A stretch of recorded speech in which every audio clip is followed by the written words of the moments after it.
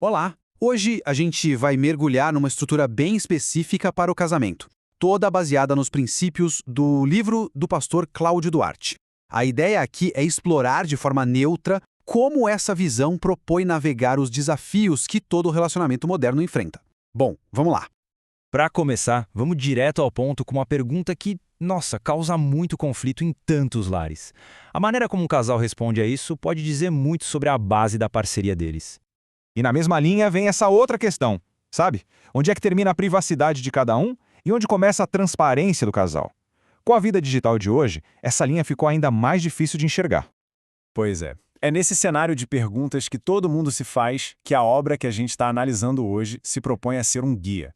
Vamos dar uma olhada em como essa perspectiva lida com essas tensões tão comuns. A primeira parte da nossa análise foca na base de tudo. A própria definição de casamento segundo essa fonte, que não o vê como uma instituição social, mas sim como um projeto espiritual. Agora, olha só que interessante a distinção fundamental que a obra faz. De um lado, temos o casamento como um contrato, que pode ser desfeito. Do outro, como uma aliança, que é vista como algo permanente. Essa diferença é, basicamente, o pilar de toda a filosofia do livro. E essa aliança, segundo a fonte, se sustenta em 6 pilares. O casamento é visto como um projeto divino, ele é opcional, claro, mas uma vez que a pessoa escolhe é para a vida toda, ele é definido como monogâmico e heterossexual, e o objetivo principal é o crescimento dos dois, unindo as pessoas em corpo, alma e espírito. Ok, vamos para o segundo ponto e ver como essa visão se aplica a um dos maiores geradores de estresse num casamento: dinheiro. Essa citação aqui ilustra muito bem um ponto central da obra. O argumento é o seguinte: se o dinheiro for o que une o casal, a relação desmorona se o dinheiro acabar.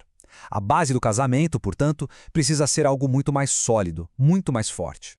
Para alinhar as finanças, o livro sugere uma ferramenta bem prática. A ideia é que o casal sente junto e classifique as despesas em 3 categorias.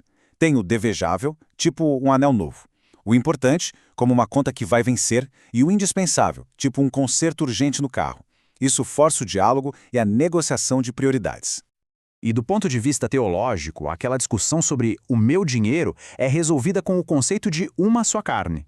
Nessa visão, a renda de cada um deixa de ser individual e se torna um recurso do casal, que deve ser administrado junto para o bem da família que eles formaram. Agora vamos explorar outra área de conflito bem moderna. Aquela linha tênue entre a liberdade de cada um e a transparência que um relacionamento exige. E aqui a gente entra em dilemas super atuais, começando com este: compartilhar senhas. Onde fica o limite entre a confiança mútua e a invasão de um espaço que ainda é individual? A mesma lógica vale para isso aqui. Uma foto nas redes sociais. É só uma expressão da individualidade ou, de alguma forma, pode desrespeitar o compromisso com o parceiro? E por fim, a simples questão sobre o itinerário. É um gesto de cuidado, de preocupação ou pode ser visto como o controle? São esses pequenos atritos do dia a dia que precisam de um princípio para guiar as ações. A resposta que o livro propõe para isso é o conceito de liberdade sustentável. Quer dizer, a liberdade não é absoluta. Ela é exercida com responsabilidade, dentro de limites que honram o compromisso com a outra pessoa e os princípios daquela aliança. Então, o ponto crucial é este. O foco muda da ação para a intenção. A pergunta a ser feita não é mais por que você não me dá a senha, e sim, qual é a motivação para precisar de privacidade nesse ponto? É um desejo de esconder algo ou é só uma necessidade de ter um espaço pessoal? A seguir, a análise entra em como alinhar as visões de vida e os objetivos de longo prazo. Esse cenário aqui é um clássico e talvez um dos mais difíceis de negociar. A gente tem 2 sonhos válidos, 2 identidades em jogo, mas que entram em conflito no tempo.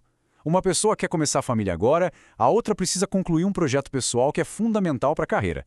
Como se resolve um impasse onde não existe certo ou errado? A obra reforça que a base de qualquer negociação tem que ser a honestidade radical. Usar desculpas ou meias-verdades para adiar uma conversa difícil, como diz a fonte, não constrói uma verdade, só cria um futuro baseado em enganos. E aqui tem um alerta importante contra o sacrifício silencioso. A fonte adverte sobre o perigo de ceder esperando secretamente algo em troca, sem nunca verbalizar essa expectativa. É o famoso combinado não sai caro. Essa é a regra de ouro aqui. Qualquer acordo precisa ser explícito, para não virar ressentimento, que é algo que corrói a relação com o tempo. Chegando na reta final, qual é a mensagem que amarra todos esses conselhos? A ideia central é uma mudança de perspectiva. O casamento não é visto como um estado de felicidade que precisa ser mantido, mas sim como um projeto de desenvolvimento contínuo. Os problemas não são sinais de fracasso, mas o próprio material para construir uma união mais forte. E para resumir a filosofia toda, a gente volta para aquela citação poderosa que vimos antes. Ela reforça a ideia de que a resiliência de um casamento depende da força da sua fundação, que deve ser mais poderosa do que qualquer crise que apareça. E assim a gente termina com uma reflexão.